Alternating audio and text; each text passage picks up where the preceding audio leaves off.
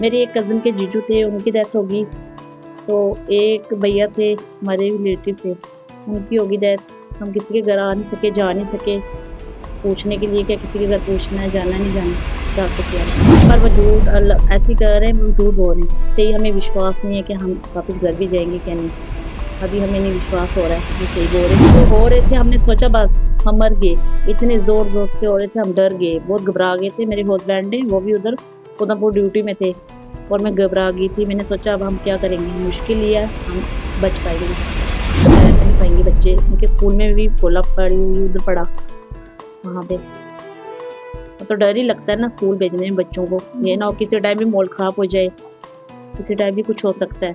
अभी हमें विश्वास नहीं हो रहा है कि ये सही बोल रहे हैं, ऐसे ही बोल रहे माहौल ठीक है। पहले भी बोला था माहौल ठीक हो गया, उसके बाद इन्होंने वापस से हरकत करना शुरू कर दी।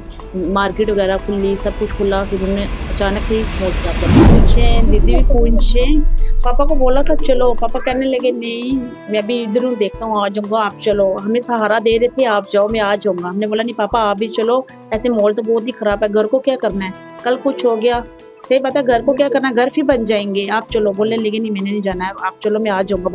बाद में गाड़ियाँ सब बंद होगी, सब कुछ बंद हो गया। मेरे पापा उधर ही रह गए और मेरी दीदी ज्वाइन की।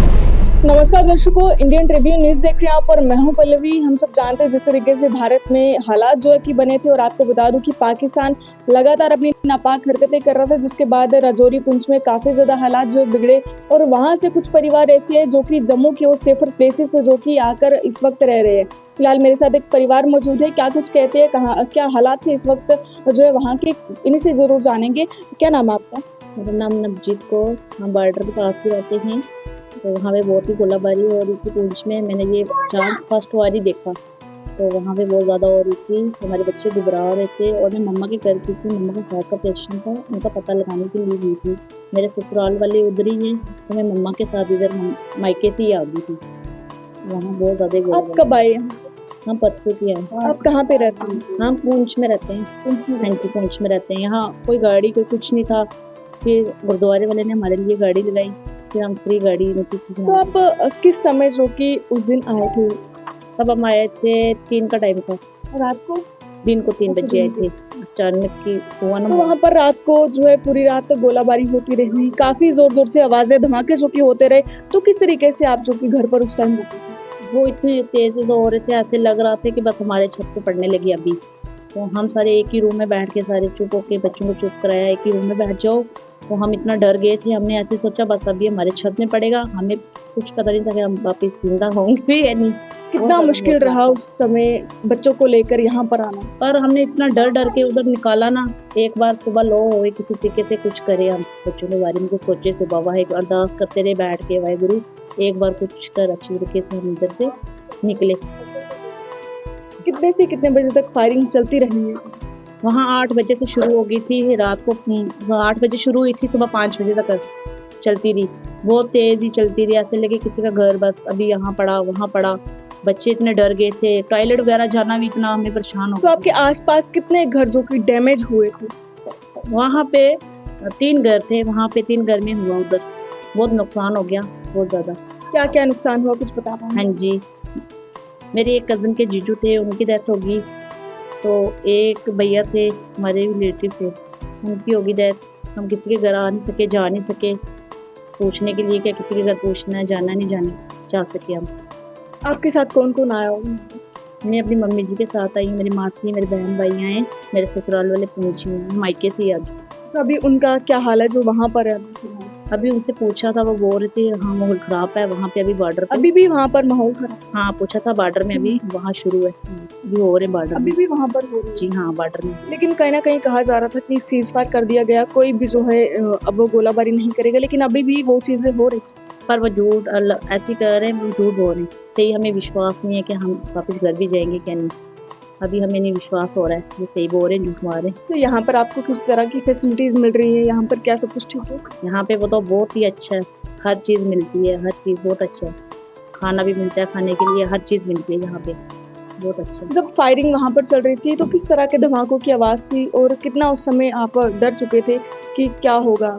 जब वो हो रहे थे, हमने सोचा बस हम मर गए।